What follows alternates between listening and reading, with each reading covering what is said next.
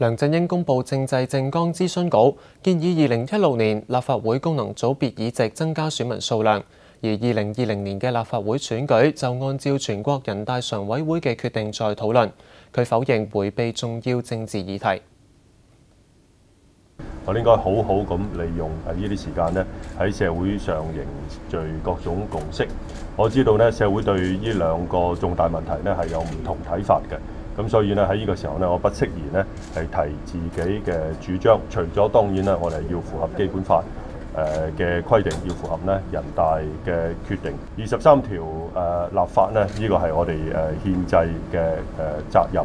我會喺社會嗰度咧係聽大家嘅意見，亦都會盡最大程度咧係凝聚共識嘅。梁振英又話：問責制係恰當嘅制度，建議增設副司長職位，分擔司長嘅工作，並且成立行政學院，建立公務員在職培訓嘅文化。而社福方面，梁振英建議改善強積金，提供扣稅優惠。